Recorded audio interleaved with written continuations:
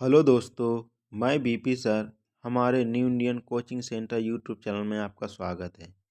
इस चैनल पर current affair, GK GS, reasoning, math आदि वीडियो प्रतिदिन अपलोड की जाती हैं।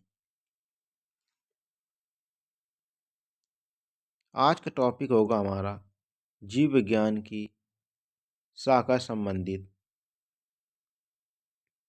क्वेश्चन, जो कि किसी भी एग्जाम में जीव विज्ञान संबंधित क्वेश्चन बनते हैं, उनके बारे में बात करते हैं। तो देखते हैं जीव विज्ञान की शाखाएं। तो जीव विज्ञान की प्रमुख दो शाखाएं कौन कौन से? जंतु विज्ञान, इसे क्या कहते हैं? जूलॉजी। दूसरी शाखा क्या है? बॉटनी, इसे कहते हैं वनस्पति विज्ञान। तो जंतु विज्ञान, जीव विज्ञान संबंधित कितनी शाखाएं? दो। जीव विज्ञान की दो शाखाएं, जंतु विज्ञान जूलॉजी जिसे कहते हैं, वनस्पति विज्ञान बॉटनी कहते हैं। देखते हैं आगे। फादर ऑफ जूलॉजी, जंतु विज्ञान के जनक किसे माना जाता है?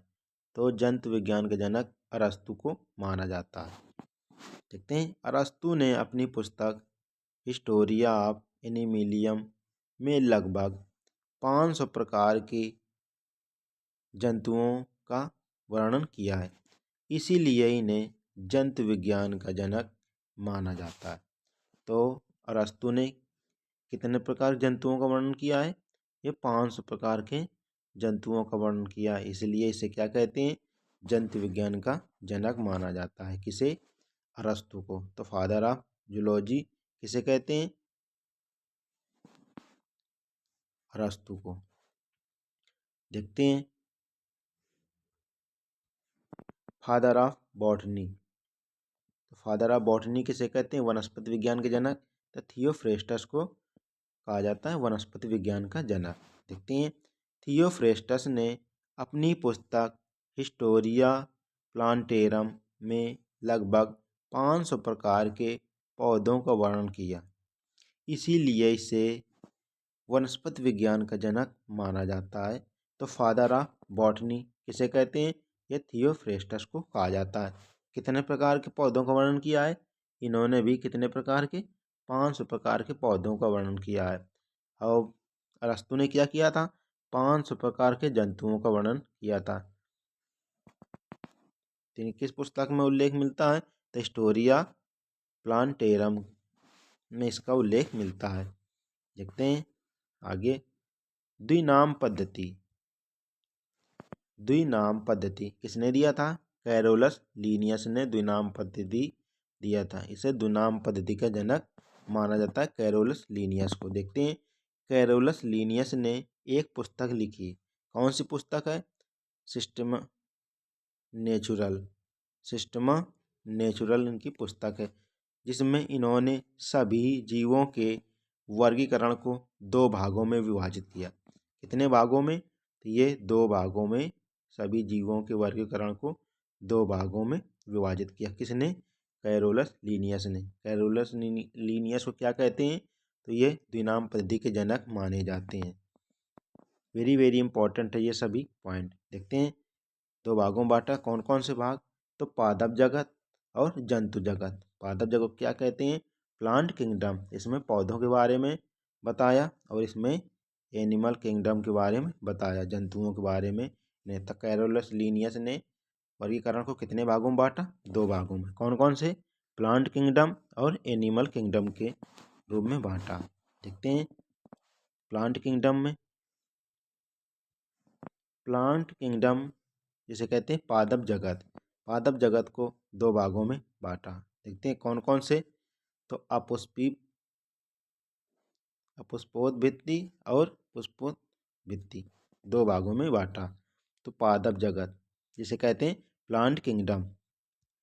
देखते हैं, तो इनको पादप जगत को कितने भागों में बांटा? तो दो भागों में। कौन कौन से? अपुष्पोद्भित्ति जिसे कहते हैं क्रिप्टोगैमी कहते हैं, और पुष्पोद्भित्ति क्या कहते हैं? फेनेरोगैमी। वेरी वेरी इंपॉर्टेंट है ये सभी। दोनों ही पादप जगत के। तो अपुष्पोद विधि किसे कहते हैं? क्रिप्टोगैमी को। पुष्पोद विधि किसे कहते हैं? फेनेरोगैमी को। Very very important. तो पादप जगत को कितने भागों में बांटा? 2 भागों में, अपुष्पोद विधि और पुष्पोद विधि। अपुष्पोद विधि को इंग्लिश में क्या कहते हैं? तो क्रिप्टोगैमी। अपुष्पोद विधि को इंग्लिश में तो फेनेरोगैमी कहा जाता है। वेरी वेरी इंपॉर्टेंट है ये सभी पॉइंट। देखते हैं अपुष्पोद विधि इसे कहते हैं क्रिप्टोगैमी। इसके बारे में देखते हैं। इसको इसमें कौन कौन से आते हैं? तो थैलोफाइटा, इसके अंतर्गत कौन से आता है? थाइलोफाइटा, ब्रायोफाइटा और रेडियोफाइटा आते हैं इनके अंदर में। किसके अंतर्गत में? तो अपुष्पोद विधि के अंतर्गत में ये तीनों आते हैं। कौन कौन से? तो थैलोफाइटा, ब्रायोफाइटा, थैलोफाइटा, ब्रायोफाइटा, रेडियोफाइटा। वेरी वेरी इंपॉर्टेंट है ये। किसके अंतर्गत आते हैं? अपुष्पोद विधि के अंतर, जिसे कहते हैं क्रिप्टोगैमी। अब देखते हैं थैलोफाइटा। देखते हैं थैलोफाइटा के अंतर्गत कौन कौन से आते हैं? थैलोफाइटा के अंतर्गत 3 आते हैं। देखते हैं कौन कौन से। तो शैवाल, जिसे कहते हैं एल्गी। क्या कहते हैं इसे? एल्गी। और क्या आता है? तो कवक, इसे कहते हैं फंगी या फंगस। तो एल्गी आता है, कवक आता है और लाइकेन, ये तीनों आते हैं। एल्गी क्या होता है? शैवाल। फंगस क्या होता है? कवक। लाइकेन क्या होता है? ये लाइकेन। देखते हैं अब इसके अंतर्गत में कौन से आते हैं। तो पुष्पोद विधि के अंतर्गत कौन से आते हैं? तो नग्नबीजी पौधे और आवृतबीजी पौधे आते हैं। नग्नबीजी क्या कहते हैं? गाइनोस्पर्म। आवृतबीजी भी तो क्या कहते हैं? एंजियोस्पर्म कहा जाता है। ये वेरी वेरी इंपॉर्टेंट है। अब पुष्पोद विधि के अंतर्गत में थैलोफाइटा, रेडियोफाइटा और ब्रायोफाइटा आते थे। पुष्पोद विधि के अंतर्गत में नग्नबीजी पौधे, जिसे कहते हैं गाइनोस्पर्म, आवृतबीजी पौधे क्या कहते हैं? एंजियोस्पर्म। देखते हैं आवृतबीजी पौधे कि तो 2 पार्ट में विभाजित किया गया। कौन कौन से? एक बीजपत्री, जिसे कहते हैं मोनोकाट, और क्या होता है? 2 बीजपत्री। इनको 2 भागों में बांटा गया है। आवृतबीजी पौधों को 2 भागों में, एक बीजपत्री जिसे कहते हैं मोनोकाट, द्विबीजपत्री जिसे कहते हैं डाइकॉट। वेरी वेरी इंपॉर्टेंट है ये सभी पॉइंट। देखते हैं अपुष्पोद विधि क्या होता है, उसके बारे में बात करते हैं। इससे एग्जाम में क्वेश्चन बनते रहते हैं। तो क्रिप्टोगैमी कहा जाता है इसे। ऐसे पौधे जिनके अंदर ना ही बीज पाए जाते हैं और ना ही पुष्प पाए जाते हैं, उन्हें अपुष्पोद विधि या क्रिप्टोगैमी पादप कहते हैं। इन्हें निम्न समूह में बांटा गया है। कितने समूह में बांटा गया है? इन्हें 3 समूह में बांटा गया है। देखते हैं कौन कौन से। तो थैलोफाइटा, ब्रायोफाइटा और रेडियोफाइटा, इन्हें 3 समूह में बांटा गया है। थैलोफाइटा, ब्रायोफाइटा, रेडियोफाइटा, ये 3 समूह में इन्हें बांटा गया है। देखते हैं थैलोफाइटा क्या होता है, उसके बारे में बात करते हैं। तो थैलोफाइटा यह वनस्पति जगत का सबसे बड़ा समूह है। कौन? तो थैलोफाइटा यह वनस्पति जगत का सबसे बड़ा समूह है। इस समूह के पौधों में जड़, तना एवं पत्ते आदि में विभक्त नहीं होते हैं। तो जड़, तना, पत्ते आदि में विभक्त नहीं होते हैं। इसमें संवहन ऊतक, जिसे कहते हैं वैस्कुलर टिश्यू, नहीं होता है या नहीं पाया जाता है। तो बीज, पुष्प, जड़, तना, पत्ते, संवहनी ऊतक इसमें नहीं होते हैं। तो किसमें नहीं होता है? ये थैलोफाइटा में। थैलोफाइटा यह वनस्पति जगत का सबसे बड़ा समूह है माना जाता है। देखते हैं संवहन ऊतक क्या होता है? तो संवहन ऊतक जिसे कहते हैं इंग्लिश में वैस्कुलर टिश्यू। पादपों में दो प्रकार के संवहन ऊतक होते हैं। क्या होते हैं? दो प्रकार के संवहन ऊतक होते हैं। तो कौन कौन से? एक होता है जाइलम, एक होता है फ्लोएम। जाइलम फ्लोएम ये पौधों की मुख्य भूमिका निभाते हैं दोनों। तो जाइलम फ्लोएम देखते हैं जाइलम क्या होता है।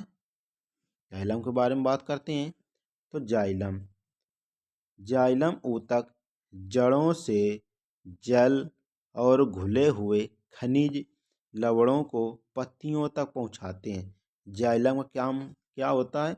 ये जड़ों से जल और घुले हुए खनिज लवणों को पत्तियों तक पौधे के सभी भागों में पहुंचाते हैं। फ्लोएम का काम क्या होता है? देखते हैं फ्लोएम का कार्य। तो फ्लोएम ऊतक पत्तियों में तैयार शर्करा भोजन पौधों के सभी भागों तक पहुंचाते हैं। जाइलम का क्या काम होता है? तो जल खनिज को लेकर पत्तियों तक पहुंचाते हैं। फ्लोएम का काम क्या होता है? पत्तियों में तैयार भोजन शर्करा को पौधों के सभी भागों तक पहुंचाते हैं। तो वेरी वेरी इंपॉर्टेंट है ये जाइलम फ्लोएम।